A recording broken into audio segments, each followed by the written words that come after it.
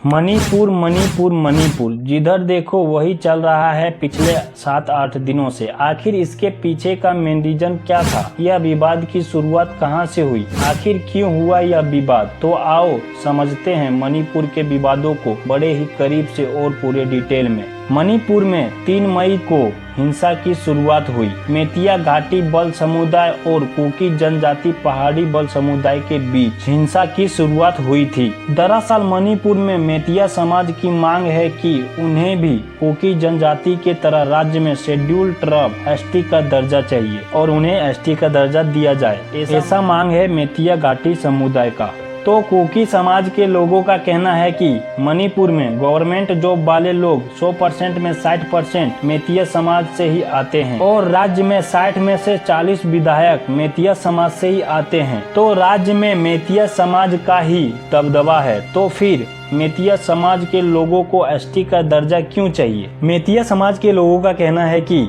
हमें भी पहाड़ों पर जमीन चाहिए, तो फिर उन्हें पहले एसटी का दर्जा लेना पड़ेगा, फिर जाके पहाड़ों पे जमीन मिलेगी।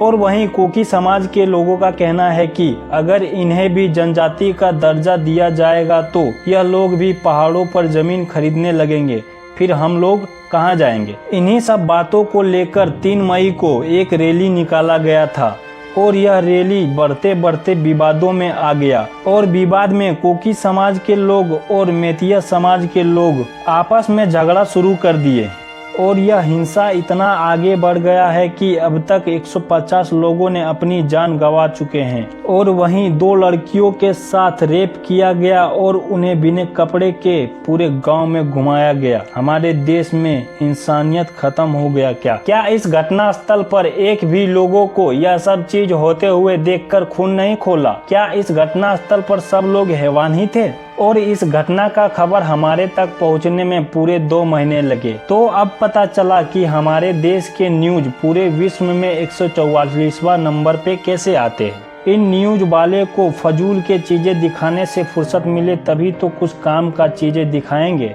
और इस राज्य में बीजेपी के सरकार होने के बावजूद भी इस घटना का अंजाम दिया गया। आखिरकार क्या कर रहा था इस राज्य के मुख्यमंत्री? जब इनसे इंटरव्यू में पूछा गया कि यह सब क्या हो रहा है तो इनका जवाब आता है कि ऐसे ऐसे कितने केस पड़े हुए हैं। तो फिर आपको क्या करने के लिए मुख्यमंत्री बनाया गया? अपनी जेब भरने के लिए? आखिरकार इनसे सवाल क्यों नहीं किया जा रहा है? इनसे इस्तीफा क्यों नहीं मांगा जा रहा है?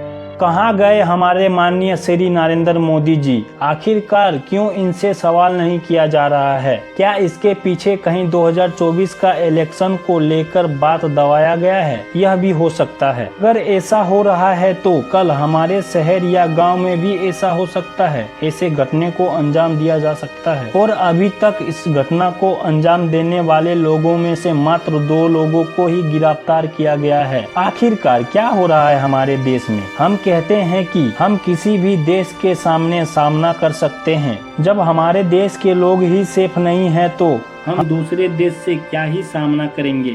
हम यह नहीं कह रहे हैं कि हमारा देश कमजोर है, बस ऐसी घटना दोबारा हमारे देश में ना हो इसके पीछे काम करना चाहिए सरकार को। और यार हम लोग कब तक जातिवादों में ही उलझे रहेंगे? यह जातिवादों के चक्कर में हमारा देश बर्बाद हो रहा है।